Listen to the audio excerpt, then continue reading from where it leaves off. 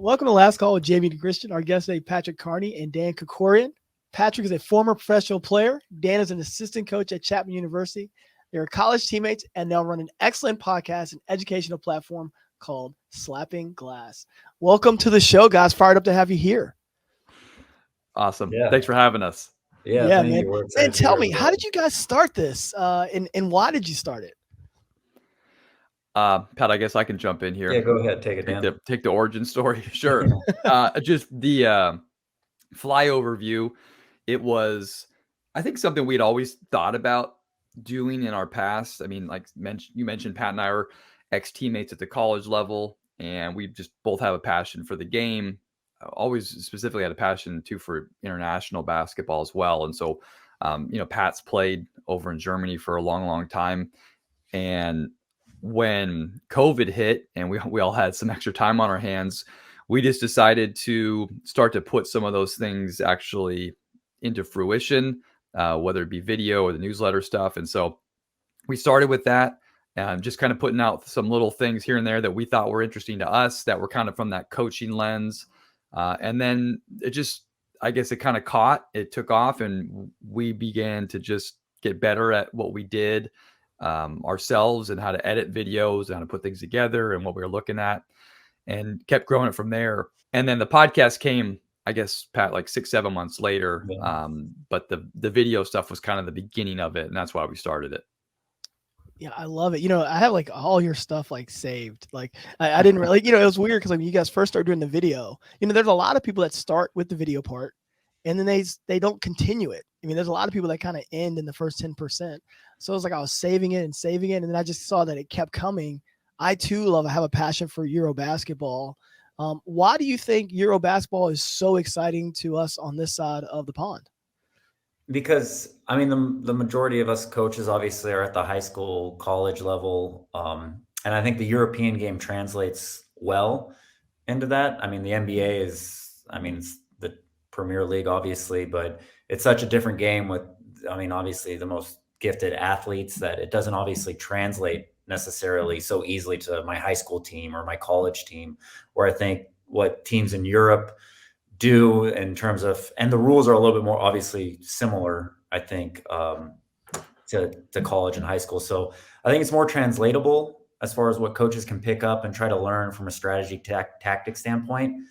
But it's also at the same time not very visible. And so I think that's where we were able to capitalize by having access and showcasing these games or these coaches and these strategies. And in the US, there was this thirst for it and this hole that, we were fortunate enough to all be part of and helping bring to the US. Yeah, it's like amazing to watch. And I think you guys do such a great job of like really pointing out the simple teaching points without like overwhelming someone. And I think that's a real niche. Like that's really hard to do. Like I tried to make a video and it was way too long. Like I could not find a way to shorten it. And you guys just do an amazing job with your hitting the right teaching points at the right time. How long did it take you guys to kind of figure that kind of song and dance out? Yeah, it definitely took some time, of course. I mean, by no means were we, I still want to consider us experts, but there was a learning curve like anything. But I think too, we were always mindful of like, we didn't want to just throw a clip out and not give any information, because we thought like, well, anyone can do that, but trying to hit on like what we appreciated and maybe explain the why. And like you said, it was just kind of trial and error of like, we don't want to, no one wants to just be reading something in a video the whole time, but obviously how can we make points? And I think that's where we really got into the production value of trying to use video edits, highlighting stuff, slowing things down. So the viewer can, or the coach can learn with their eyes and what they're seeing, and not just like playing a clip at real time and then just trying to freeze it with a bunch of words or arrows, where to us at times that kind of tuned us out and it was just like sensory overload. So I think we were always mindful from the start of just like, that's where we knew we wanted to get the end product. And it just took us time to get it right and find, what programs get better with the technology to how we can make the videos as teachable or, consumable consumable. I don't even think that's a word. I think it's a good word. Yeah, it's a I word. agree. I was flowing with it. Yeah. That's great. So that was, I think we always had it in the back of our heads. It was just kind of trial and error. Like, how do we continue now to make it better and more of a enjoyable experience for the viewer? Yeah. Is there anyone in particular, like when they're on, you're saying, I've got to watch this game? Like, is there any coach out there right now that you're finding so innovative that you guys are both like texting at night about and communicating about? Well, I mean, if anybody saw our tags and edits on Synergy and Instat, these places that we use video, it's very long. I mean, we're always watching coaches, and so there's too many to name right now. I think Pat and I might both agree on give you one European coach and then one team here in the U.S. that we're really high on watching right now. We love watching Thomas Isalo, who we've had on the podcast. His team with Telekom Bonn in Germany, just a fantastic team to watch. So well run, all the stuff that they do. We've gotten a chance to have him on the podcast, like mentioned, and know how good of a coach he is. So I think anytime someone asks us who to watch in Europe, he's probably, Pat, one of our top two or three that we always mention. And then one team here in the U.S. at the college level that we've really been into this year, and actually we've spent a lot of time doing a deep dive breakdown this week on, is Shaka Smart's offense with Marquette. And I know they're one of the best teams in the country, but we love breaking down like why, what they do, what the spacing is and all that. And so those are two teams right now for us are really high on our list to watch. And Pat, I know there's a ton more, but yeah, I mean, the cop-out answer would be to just any coach in the ACB. In Spain. Or Spanish coaches, I think, were our ears perk up. I think what they do, how creative they are, and how they think about the game is incredible, and we're always trying to learn from them as much as we can. Yeah, it's funny. I was just up at Marquette actually for 4 days. I worked for Shaka Smart for a year. We've been good friends for a long time. So I love their offense. Yeah. What do you all I know you guys are covered on your platform, but what do you guys love about it? What do you think is unique about it? Maybe we can have a small Marquette discussion here.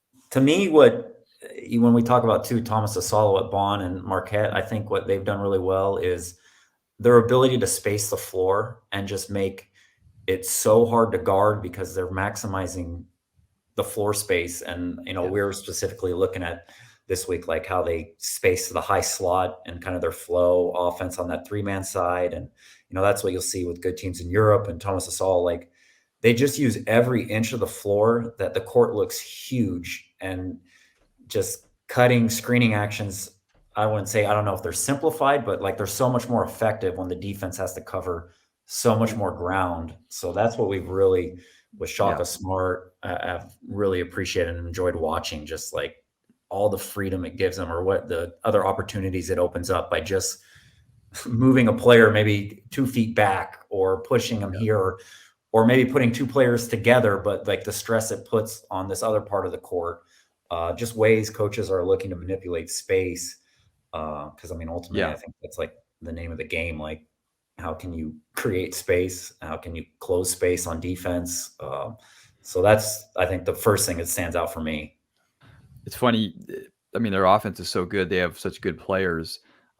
They do such a good job of using that corner ghost screen to set up an empty side pick and roll. And then that player who ghost screens, like Pat mentioned, they put him so high in the slot or so high up on the floor that when that 2-man game is going on the one side, it's almost impossible to stunt and help from the nail defender, the first defender there.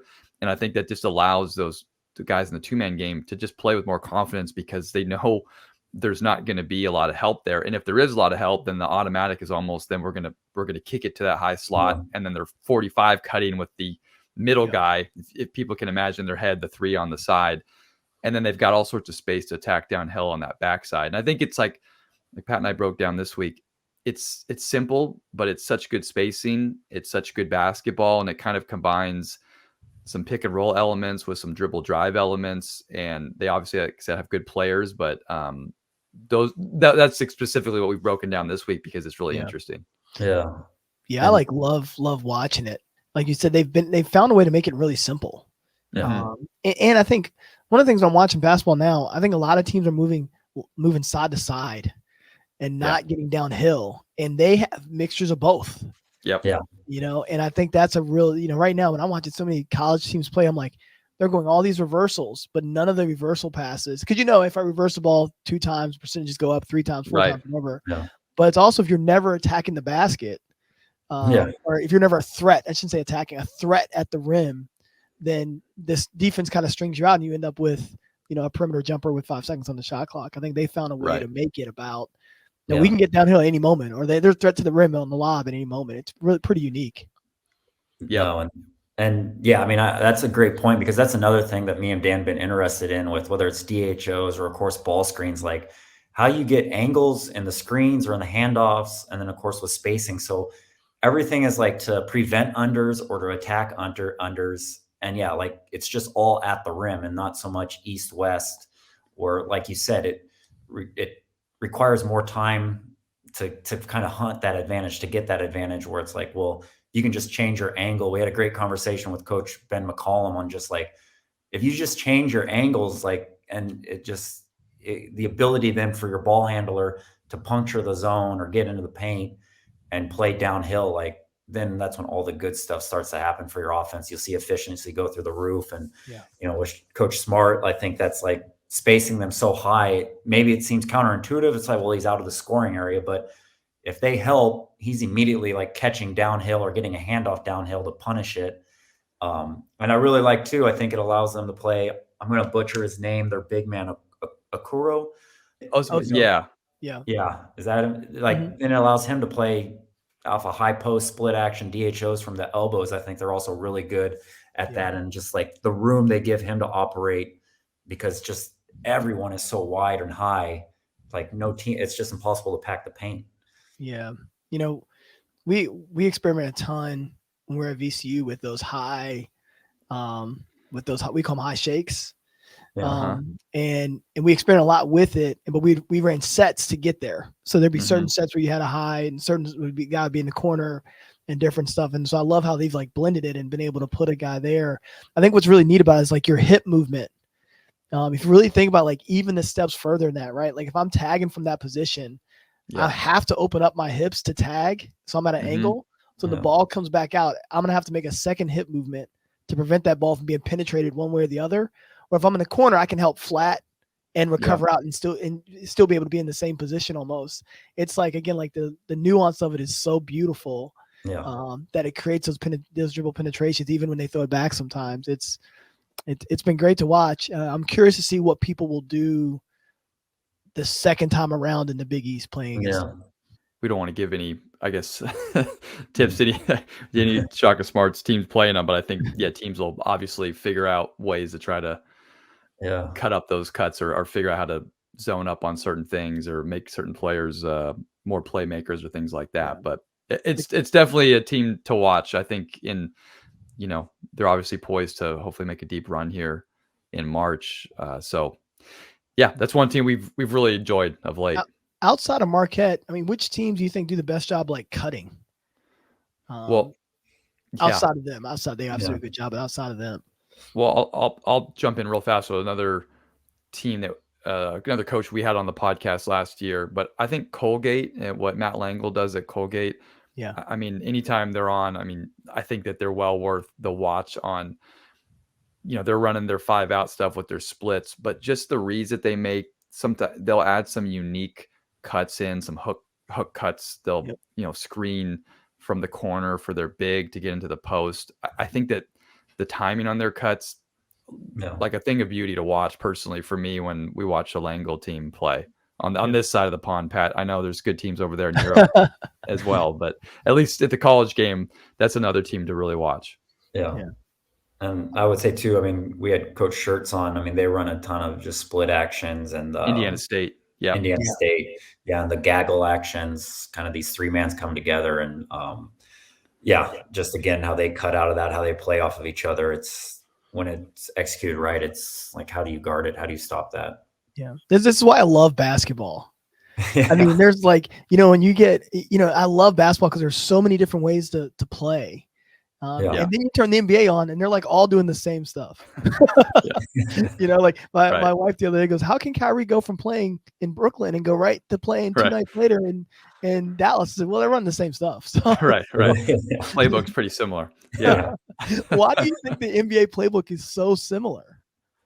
Well, I think that, like Pat mentioned earlier, when you just have such talented individuals, at the college level, at the high school level, the European level, when you just don't have the same type of on-ball talent where someone can just make a play on their own, you have to have the movements and the cuts to get open space and to open angles, where Kyrie is a walking advantage. Anywhere he has the ball, he's going to create an advantage. Same thing with Luka.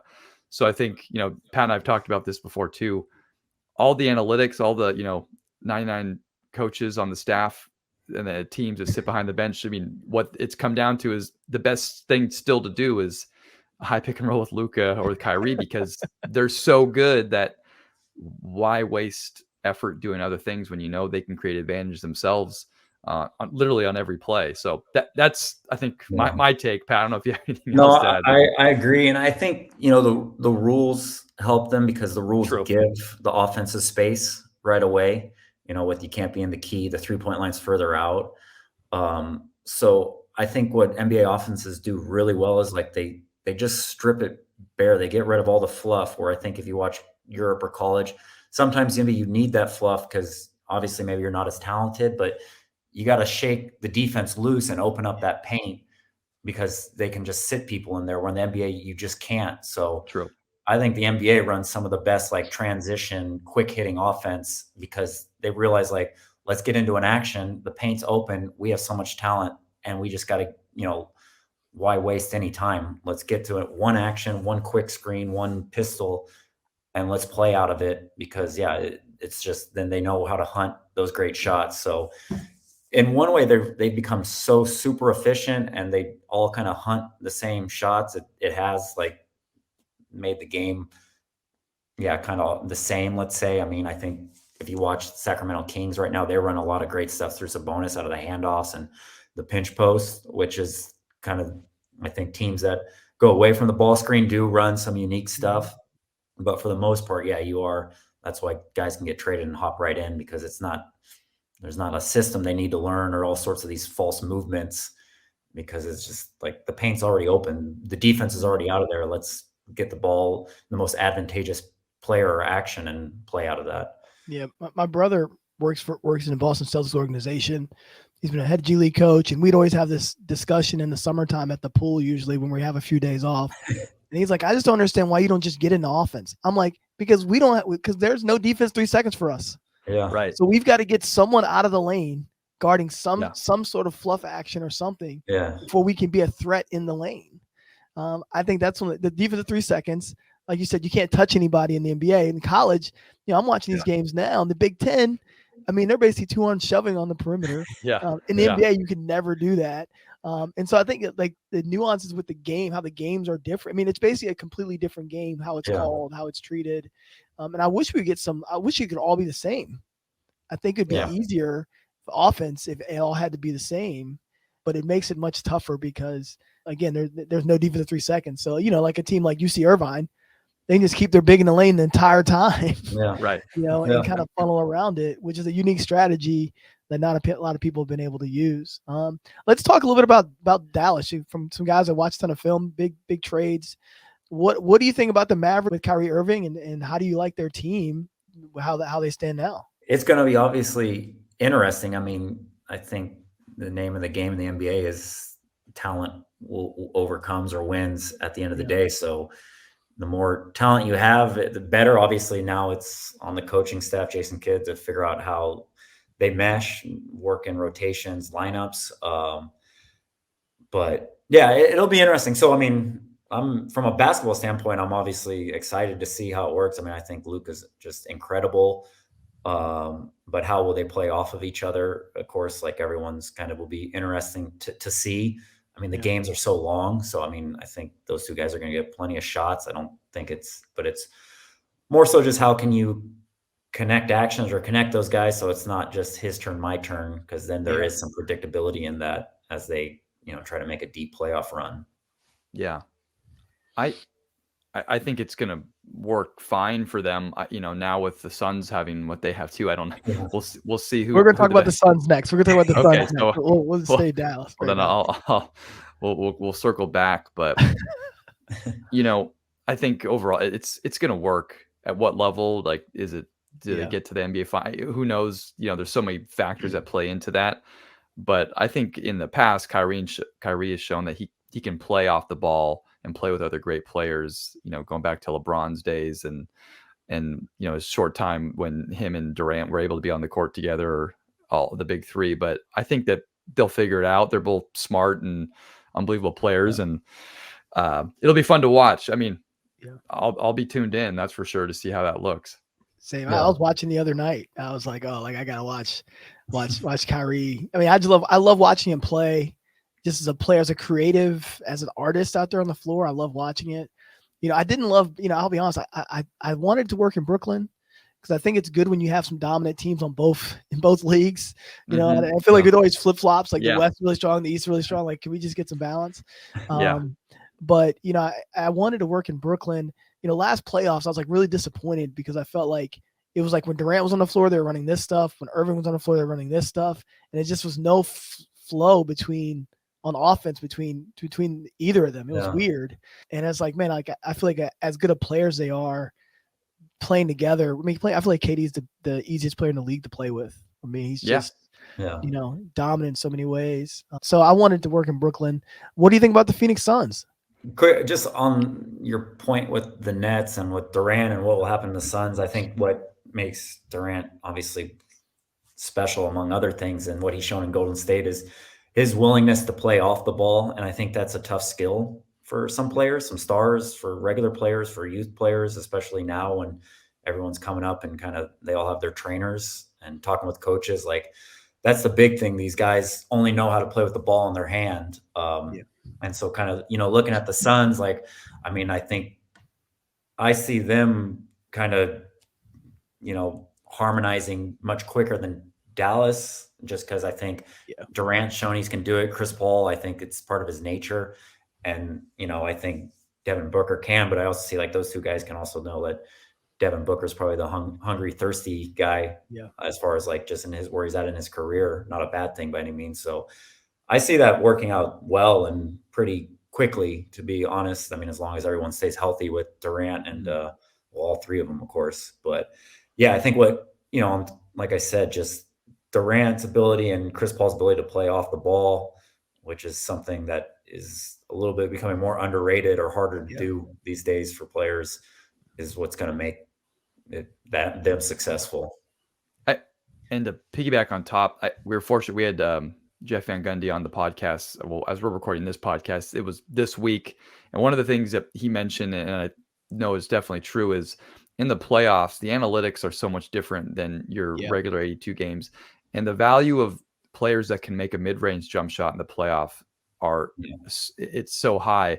And now with the Suns, I think what you see, you have three players that are elite mid-range players in those three guys. And so when it gets down to it in series where everybody knows everybody and is trying to force those types of tough shots, you now have three players that can consistently make it. And I think that's for them long term. I'm sure one of the nicest things looking down the road is Chris Paul is such a connector, and so that should be a problem. And then those three guys can at any point make that mid range when they need to.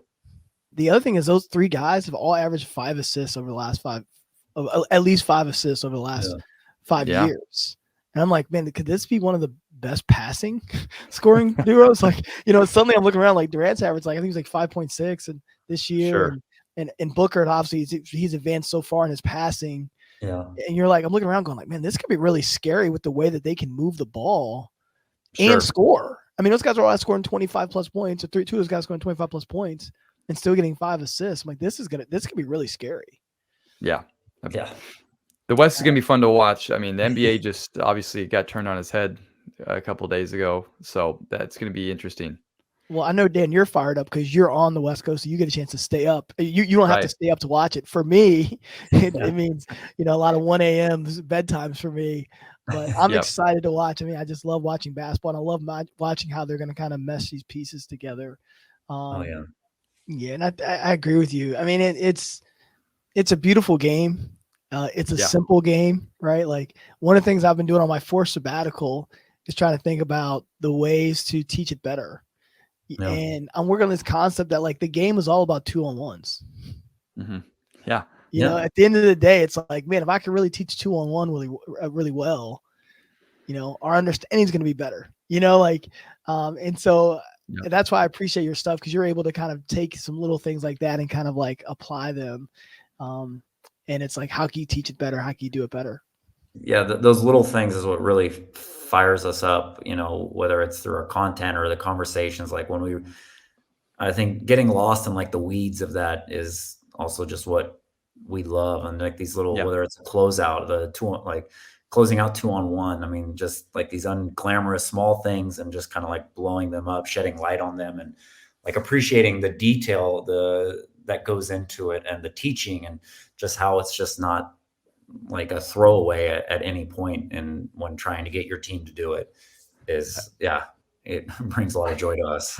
I think, Jamion, so Pat and I basically run most of Slappin Glass through WhatsApp, as far as how Pat and I communicate, because, he's 9 hours ahead in Germany, where I am in California. And so, one of us going to bed and the other one's getting up, and inevitably most days, I mean, we're talking back and forth, leaving voicemails to each other all day about business, about whatever, all the stuff we're doing. Yeah. But, we have so many messages to each other that are just the nerdiest of nerdiest messages about, hey, I saw this team in Germany, and this guy's, the way he sets back screens, and all of a sudden next day, Pat's got 5 clips of this guy setting a random back screen. And it's like, sometimes those see the light of day, sometimes they don't. But I think those are the things that, like Pat said, fire us up.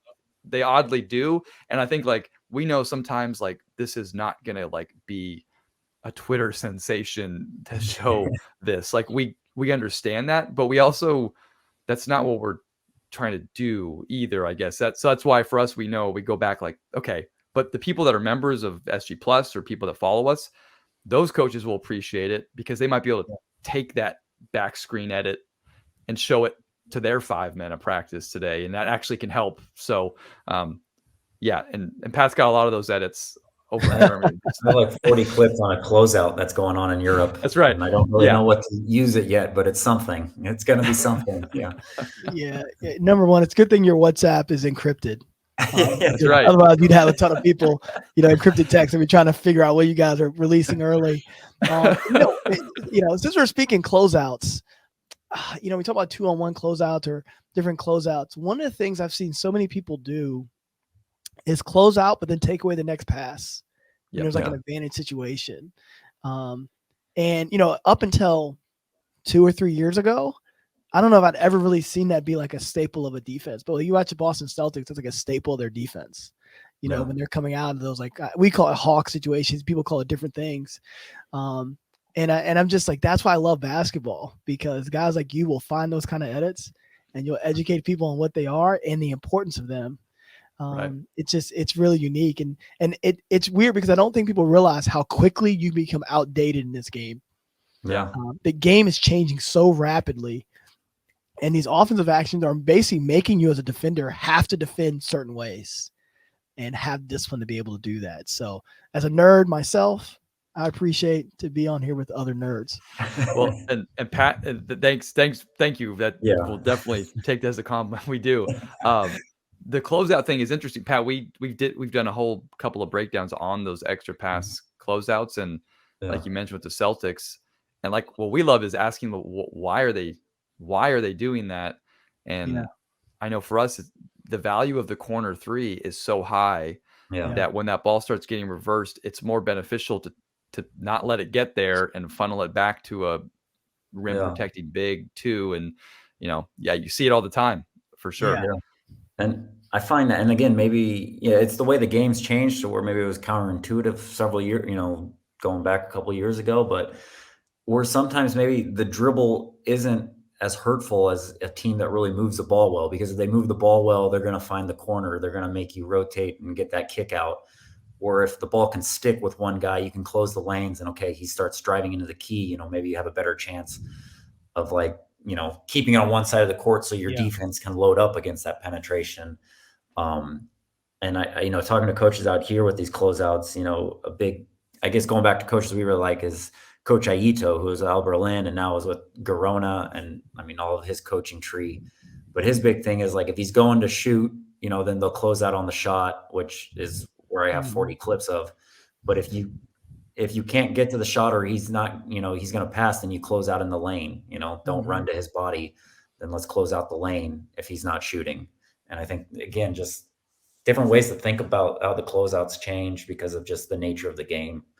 Absolutely. Yeah, I give you this. And this is when you're on the forced sabbatical, you sort of realize really simple things. The reason basketball is the hardest game is because everybody on the floor has to have the ability to make decisions. Yeah. And what you're talking about right there is such a decision that someone has to make on the fly.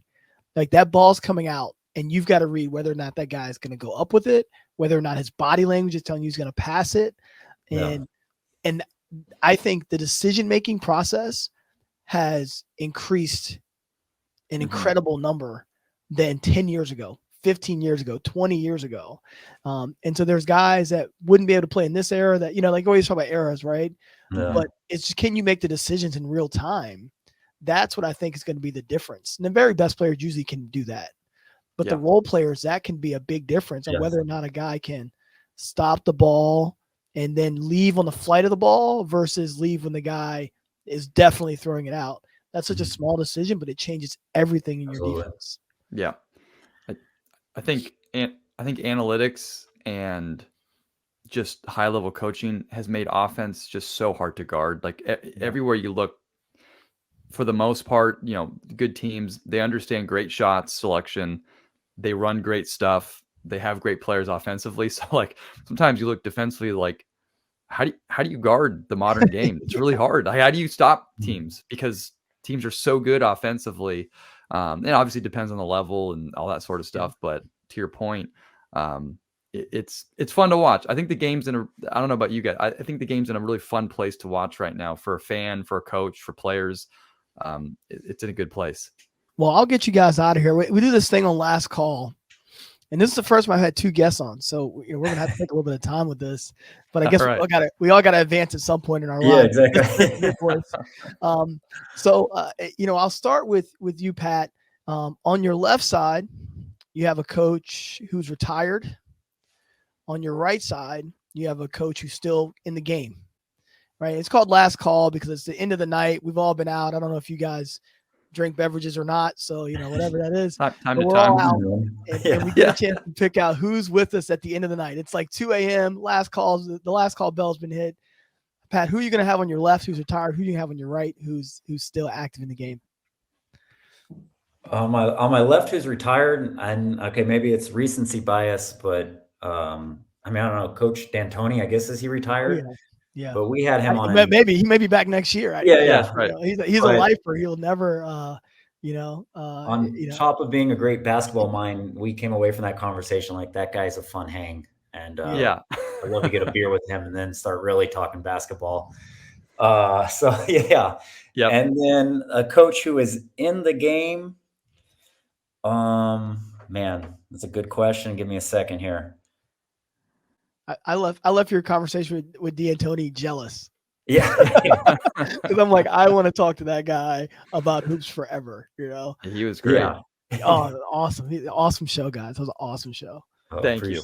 Thank you. Kind of a throwback college coach that I just always respected watching his teams play and is now retired. But Stu Morrow, who is the famous Utah State head coach. Mm-hmm. And we did some early edits on him, and from knowing people who work for him and knowing, his programs over the years on the West Coast, I just, the way his teams played offensively and how they executed, I would just love to just sit for a long time and just ask him how the heck he did that and how his process was on getting his players to be so fundamentally sound offensively. And they had all sorts of interesting actions where they're cutting underneath and loops. Like, they were just really fun to watch. And so I personally, we'd love to get him on the podcast if this reaches his ears at some point. But also, if he wants to just grab a beer with me, I'll do that too. Oh, perfect.